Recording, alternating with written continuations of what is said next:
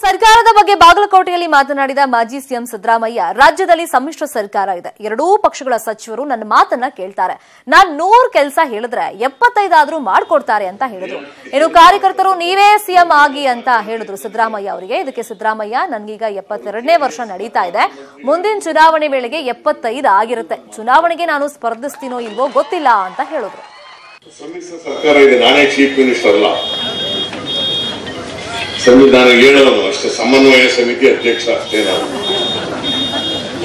ಏನ್ ಮಾಡಿಸ್ತಕ್ಕಂಥ ಒಂದೇನಪ್ಪ ಅಡ್ವಾಂಟೇಜ್ ನನಗೆ ಅಂತಂದ್ರೆ, ಅವರು JDS ನ ಪಾರ್ಟಿ ಮಂತ್ರಿಗಳಿರ್ಬೋದು, ನಮ್ಮ ಪಾರ್ಟಿ ಮಂತ್ರಿಗಳಿರ್ಬೋದು, ಎಲ್ಲರೂ ನನ್ನ ಮಾತು ಕೇಳ್ತಾರೆ.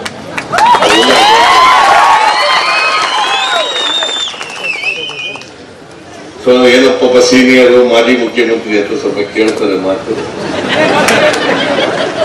ಅದರಿಂದ ಸೊ ಮಂತ್ರಿಗಳು ಪಾಪ 100 ಕೆಲಸ ಹೇಳಿದ್ರೆ 10 ಮಾಡ್ಕೊಡಕ್ಕಾಗಲ್ಲ, ಅಲ್ಲ 100 ಮಾಡ್ಕೊಡಕ್ಕಾಗಿದ್ರೆ 75 ಮಾಡ್ಕೊಟ್ಟೆ ಕೊಡ್ತಾರೆ. ಸಾಕಣೆ ನನಗೆ ನೋಡಪ್ಪ, ಈಗ ನಾನು 5 ವರ್ಷ MLA ಮಾಡಿದ್ದೀರಿ, 5 ವರ್ಷ ಜವಾಬ್ದಾರಿ ಮುಗಿಸ್ಬೋಣ. ಮುಂದೆ ಎಲೆಕ್ಷನ್ ನಿಲ್ತೀನೋ ಇಲ್ವೋ ಗೊತ್ತಿಲ್ಲ ನನಗೆ. ಕೇಳಿಲಿ, ನನಗೀಗಾಗಲೇ 72ನೇ ವರ್ಷ ನಡೀತಾ ಇದೆ. ಎಷ್ಟು? 72ನೇ ವರ್ಷ ನಡೀತಾ ಇದೆ. ಇನ್ 4.5 ವರ್ಷ ಅಂದ್ರೆ 75 ಆಗ್ಬಿಡ್ತದ. 75 ಆದ್ಮೇಲೆ ಮನೆ ಸೇರ್ಕೋಬೇಕು ಅವರು.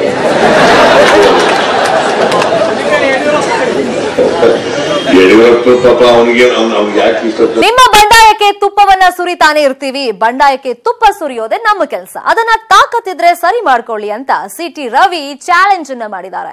ಕಾಂಗ್ರೆಸ್ ಹಾಗೇನೆ JDS ನಾಯಕರಿಗೆ ರವಿ ಸವಾಲನ್ನ ಹಾಕಿರೋದು. ಬಿಜೆಪಿಯ ಪ್ರಧಾನ ಕಾರ್ಯದರ್ಶಿ ಸಿಟಿ ರವಿ ಸವಾಲ್ ಹಾಕಿದ್ದಾರೆ.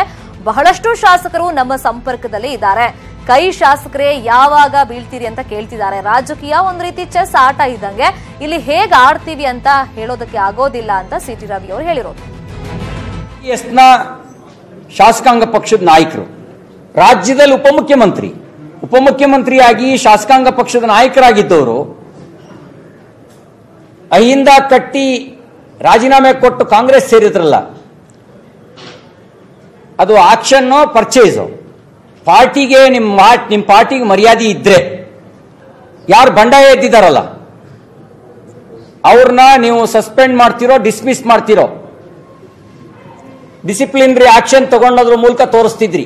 ಅವ್ರನ್ನ ವಾಪಸ್ ಕರ್ಕೊಂಡ್ ಬಂದ್ರು ಅಂತಲ್ಲ, ಯಾವ ಮರ್ಯಾದೆ ಕೊಟ್ಟು ಕರ್ಕೊಂಡ್ ಬಂದ್ರಿ? ಪಟಾಕಿ ಹೊಡೆದ್ರಲ್ಲ, ಹೋದವರು ವಾಪಸ್ ಬಂದ್ರು ಅಂತ ಹೇಳಿ ಏನ್ ಆಮಿಷ ತೋರಿಸಿದ್ರಿ ಅವರಿಗೆ? ವಾಪಸ್ಸು ನಮ್ಮನ್ನ ದುರ್ಬಲಗೊಳಿಸಬಹುದು ಅಂತ ಯೋಚನೆ ಮಾಡ್ತಿರೋ?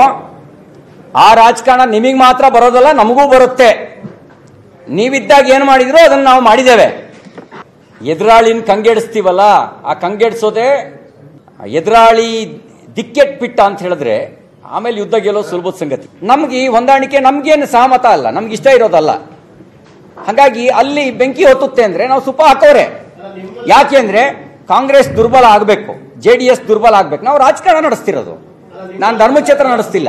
ಯಾವ್ಯಾವ ದಾಳನ ಯಾವ ಸಂದರ್ಭಕ್ಕೆ ಮೂವ್ ಮಾಡಬೇಕು ಅದನ್ನ ಮೂವ್ ಮಾಡಿದ್ರೆ ಮಾತ್ರ ಚೆಸ್ಸಲ್ಲಿ ಗೆಲ್ಲಕ್ಕಾಗತ್ತೆ. ಏನೇನ್ ಪಾನ್ ಯಾವಾಗ ಮೂವ್ ಮಾಡ್ತೀನಿ ಅಂತ ಹೇಳಿಬಿಟ್ರೆ ಚೆಸ್ಸಲ್ಲಿ ಗೆಲ್ಲಕ್ಕಾಗಲ್ಲ. ರಾಜಕಾರಣ. ಬ್ರೇಕ್ ಬಳಿಕ ಮತ್ತಷ್ಟು ನ್ಯೂಸ್ ಅಪ್ಡೇಟ್ಸ್.